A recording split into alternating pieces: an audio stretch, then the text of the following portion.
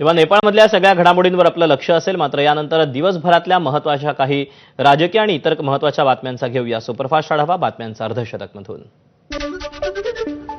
समता परिषदेचे राष्ट्रीय अध्यक्ष छगन भुजबळ यांनी राज्याचे मुख्यमंत्री देवेंद्र फडणवीस यांची भेट घेतली। मराठा समाजासाठी काढलेला जीआर रद्द करण्यासंदर्भातलं निवेदन दिलं। ओबीसी आरक्षण उपसमितीची उद्या सकाळी 11 वाजता बैठक। चंद्रशेखर बावनकुळे, छगन भुजबळ, अतुल सावे, गुलाबराव पाटील, संजय राठोड आणि दत्ता भरणे उपस्थित राहणार। राज्य सरकारने जो जीआर काढला तो ओबीसीच्या दृष्टीने अन्यायकारक, ओबीसींच्या आरक्षणाचा वाटे करू नको, यात मोठं नुकसान होणार, अनिल देशमुखांचं वक्तव्य। भुजबळ न्यायालयात गेले तर तो त्यांचा निर्णय, उपसमितीसमोर त्यांनी त्यांचं म्हणणं मांडावं, चंद्रशेखर बावनकुळेंची प्रतिक्रिया। छगन भुजबळ आणि विजय वडेट्टीवारांनी ओबीसी समाजाची दिशाभूल करणं थांबवावं, राष्ट्रीय ओबीसी महासंघाचे राष्ट्रीय अध्यक्ष बबनराव तायवाड यांचं आवाहन। देशात आणि राज्यात कुणीही उठतं आणि अनुसूचित जमातीमध्ये आरक्षण मागतो, बंजारा समाजाची मागणी घटनाबाह्य, आदिवासी नेते केसी पाडवींची टीका। हैदराबाद गॅझेटियरबाबत शासन निर्णय ही निव्वळ धुळफेक, शासन निर्णय मराठा समाजासाठी निरुपयोगी, अभ्यासक डॉक्टर संजय लाखे पाटलांची टीका। ठाकरेंच्या शिवसेनेचे 2 आमदार सोडले तर सर्व आमदार शिंदेंच्या संपर्कात, मुंबई पालिका निवडणुकीआधी सर्वांचा पक्षप्रवेश होईल, शिवसेना आमदार कृपाल तुमाने यांचा मोठा दावा। ज्यांचा स्वतःचा पक्ष भाजपात विलीन होतोय, ते काय वक्तव्य करतायत, जो गाळ होता तो निघून गेला, संजय राऊतांचं कृपाल तुमानेंना प्रत्युत्तर। येणाऱ्या काळात शिंदे सेनेची काय स्थिती होईल याची त्यांनी काळजी करावी, माजी आमदार वैभव नाईकांचा कृपाल तुमानेंना सल्ला। उपराष्ट्रपती पदाच्या निवडणुकीत मतदानाला सुरुवात, पंतप्रधान नरेंद्र मोदींनी केलं पहिलं मतदान, दुपारी 3 वाजेपर्यंत 762 खासदारांचं मतदान।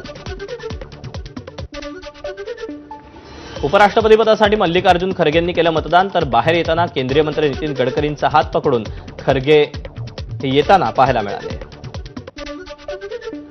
सीपी राधाकृष्णन हे मोठ्या बहुमतानं विजयी होतील, महाराष्ट्राचे उपमुख्यमंत्री एकनाथ शिंदेंची प्रतिक्रिया, तर श्रीकांत शिंदेंवर मोदींनी जबाबदारी दिली त्याबद्दल शिंदेंनी मानले आभार।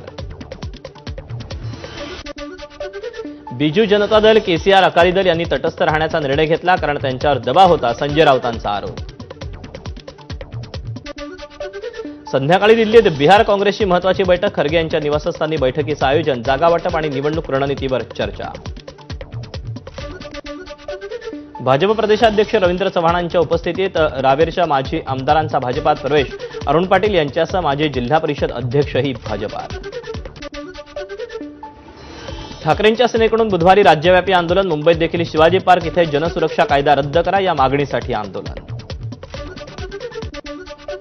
लालबाग राजा मंडळ हिरालाल वाडकर यांच्यावर अब्रू नुकसानीचा दावा ठोकणार, विसर्जनाबाबत वाडकर यांनी खोटी माहिती पसरून बदनामी केल्याचा आरोप।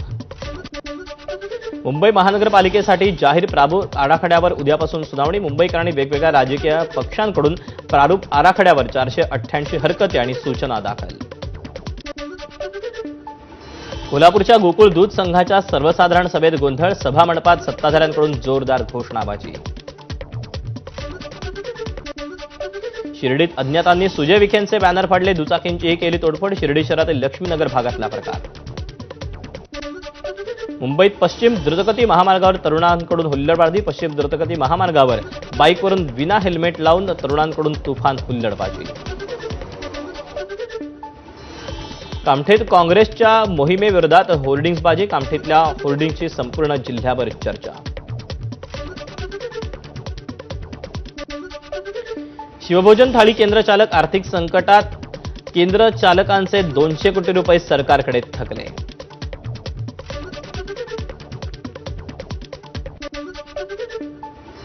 महेंद्र दळवींचा पुन्हा तटकरे यांच्यावर घणाघात, भाई पाळशीकर उलट्या मार्गाने गेले असते तर सुनील तटकरे जन्मलात नसता, शिवसेनेच्या पक्षप्रवेश सोहळ्यात दळवींचा घणाघात। पुनर्विकासाअंतर्गत अपात्र रहिवाशांना धारावी बाहेर घरं देण्यासाठी कांजूरमार्ग भांडूपमध्ये मिठागरांच्या जमिनींचा वापर केला जाणार, तर कायदेशीर बाबी हाताळण्यासाठी राज्य सरकारकडून मिठागरांच्या जागेसाठी समितीची स्थापना। मराठा समाजाविषयी अपशब्द वापरल्याबद्दल चिपळूणमध्ये मराठा समाज आक्रमक, गुहागरसह चिपळूणमधील 100हून अधिक मराठा चिपळूण पोलीस स्टेशनमध्ये धडकले। नळदुर्गमध्ये पैगंबर जयंती मिरवणुकीत औरंगजेबाची घोषणा दिल्याचा प्रकार समोर. धाराशिवमध्ये या घटनेच्या निषेधार्थ नळदुर्गमधील हिंदुत्ववादी संघटना आक्रमक. जळगावच्या अमळनेरमध्ये धार्मिक मिरवणुकीवर दगडफेक केल्याप्रकरणी 10 जणांच्या विरोधात गुन्हा दाखल. 5 ते 10 संशयित ताब्यात. जिल्हाधिकाऱ्यांकडून महसूल विभागातील 3 कर्मचाऱ्यांचं निलंबन प्रकरणी. या तिन्ही कर्मचाऱ्यांचं निलंबन मागे घ्यावं, महसूल कर्मचारी संघटनेची मागणी. वर्ध्याच्या विजय गोपाळ शाळा व्यवस्थापन समितीसह पालकांनी ठोकलं शाळेला कुलूप. कायमस्वरूपी शिक्षक नसल्यानं पालकांनी जिल्हा परिषद शाळेला कुलूप ठोकलं. संगमनेर प्रांत कार्यालयासमोर शिव आर्मी संघटनेचं आंदोलन. गोवंश हत्याबंदी कायद्यात सुधारणा करण्याची शेतकऱ्यांची मागणी.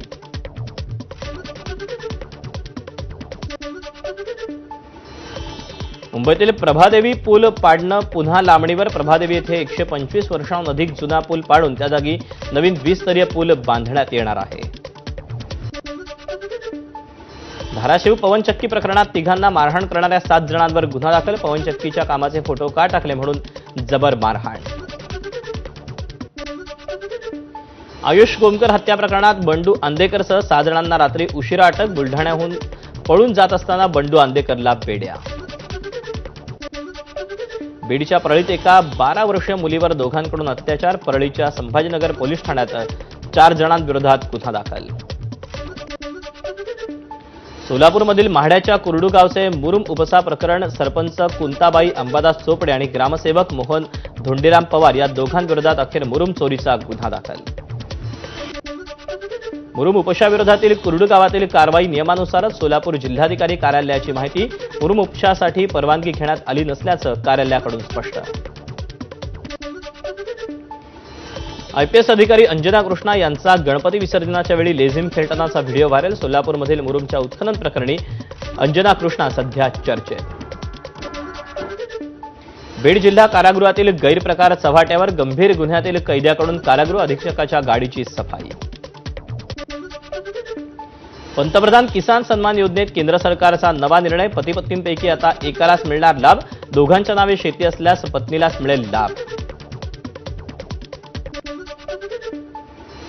स्वाभिमानीनं दिले राज्याच्या पीक विमा योजनेला उच्च न्यायालयात आव्हान. या संदर्भात स्वाभिमानीचे परभणीचे जिल्हाध्यक्ष किशोर ढगे यांची याचिका. महाराष्ट्र राज्य रस्ते विकास मंडळाचं वांद्रे रिक्लेमेशन कार्यालय दादर इथे स्थलांतरित केलं जाणार. कोहिनूर स्क्वेअर या इमारतीत 50,000 चौरस फुटांचं सुसज्ज जागेत हे कार्यालय स्थलांतरित होणार.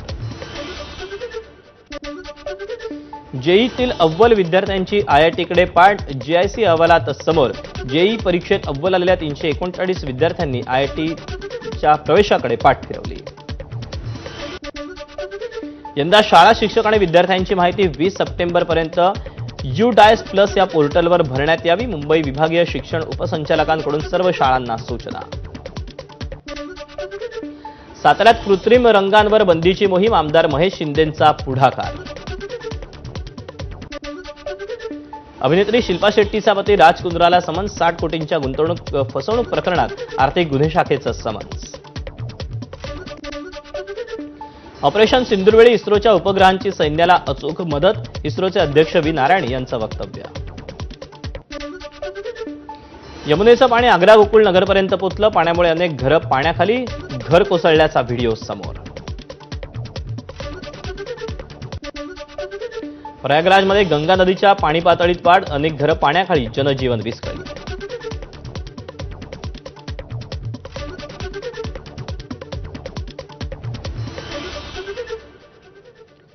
आणि या बातम्यांसोबत बुलेटिनमध्ये वेळ झाली छोट्याशा ब्रेकची. पाहत रहा एबीपी माझा. थोडक्यात प्रस्तुत करते जीपी पार्सिक सहकारी बँक लिमिटेड सादर करत आहे नव्या युगाचं स्मार्ट बँक.